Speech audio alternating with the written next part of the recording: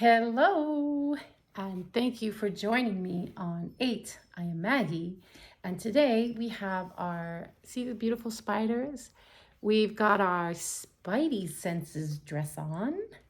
Okay, so what are we doing? We are doing the Brian Scott Reality Revolution Momentum Challenge from the hearts with intensity. Okay, and we are on what?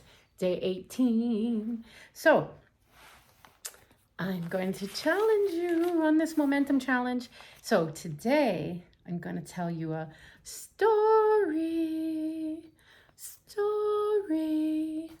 and then I'm going to challenge you. So here we go. There lived a man, and he wanted to climb the highest mountain in the world. Know anyone like that man? After many years of preparation, he decided to give it a go. Because he wanted to achieve glory alone,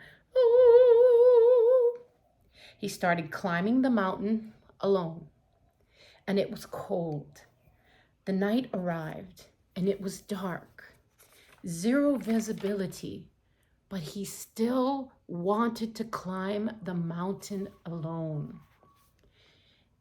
It was cold and the night arrived and it was dark, zero visibility, but he still wanted to climb. Instead of taking a halt, hold up, he kept climbing. Suddenly his foot slipped. Like you ever had your arm on a chair and it just falls off? Okay, but he was on the mountain. Suddenly his foot slipped and he lost his control.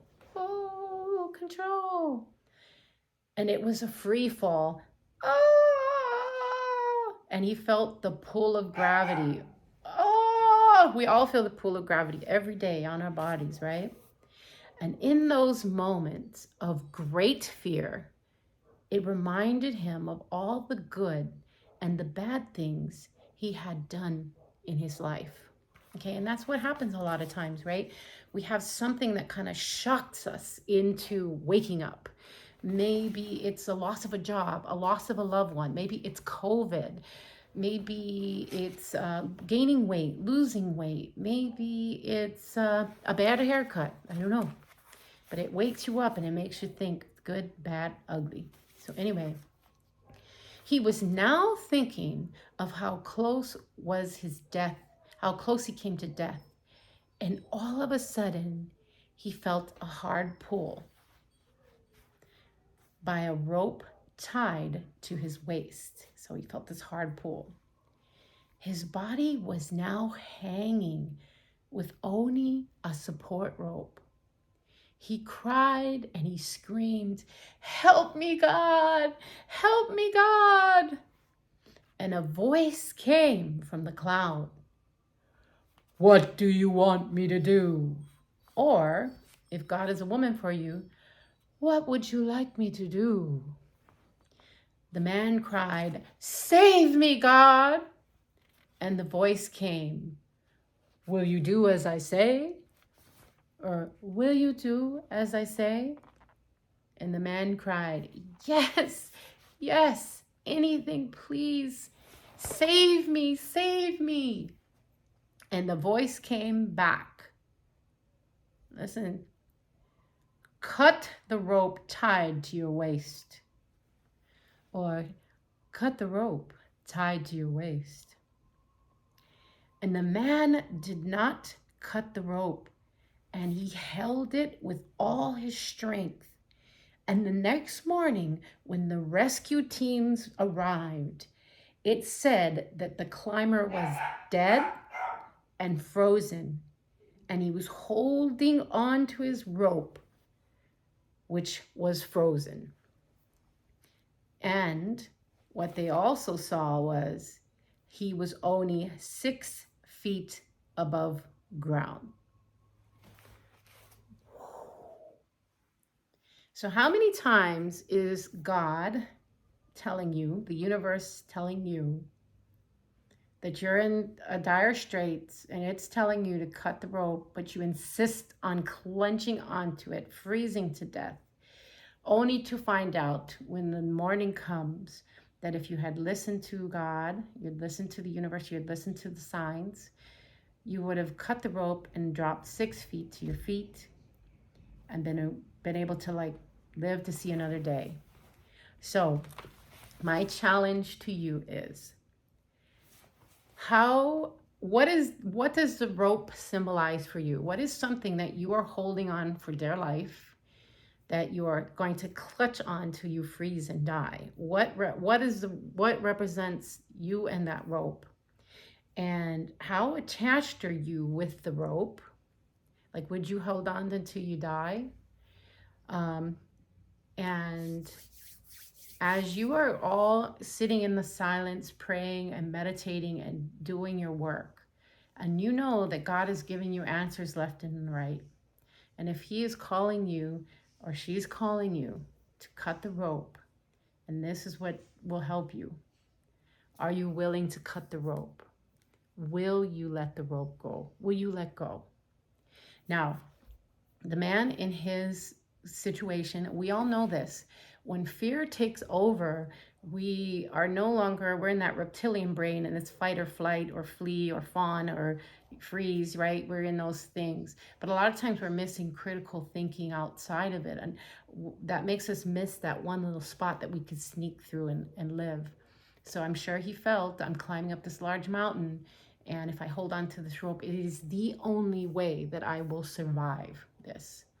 But obviously from our story, it's pushing you past that initial shock to say there's 1,000,001 ways to make something happen, to actions to take, ways out and forward. And if he had listened, he cried out to God. God answered him and told him to cut the rope. If he had cut the rope, he would have dropped to 6 feet and he would have lived to see another day, because he would have been able to like do something to protect himself. He could have crawled down the mountain. It could have led to a whole plethora of others that could have led to him saving his life and having long life. And so what is the rope to you?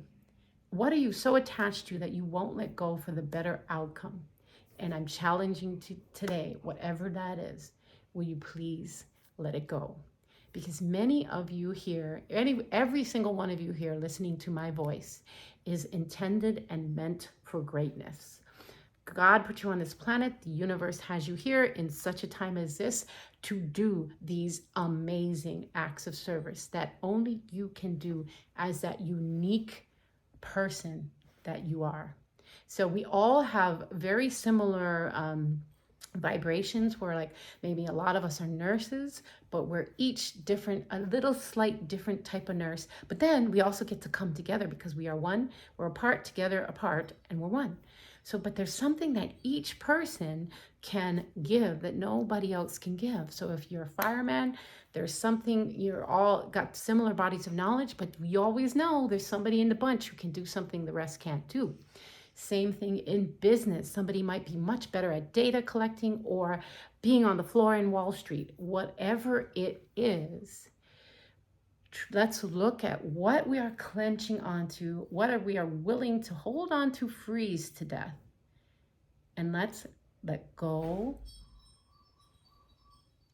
and let's trust, and let's allow, and let's move on to the newer, bigger possibilities where everything exists.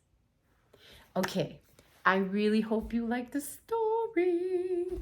And I just encourage you to imagine wisely, like Josiah Brandt says. And I also want to say, we all want to be kind of like in this positive world, which is great. But this is actually where our positive skills come in, our spiritual skills come into play. We have to be ready to hit the hard things and walk through them with this. Even if we're scared, we still go, and we need to work towards becoming more confident and trusting that in there is an advantage somewhere and that God's working everything out for us. So I hope you enjoyed the story. When you do get a chance, hit that like, hit subscribe, and leave your positive comments.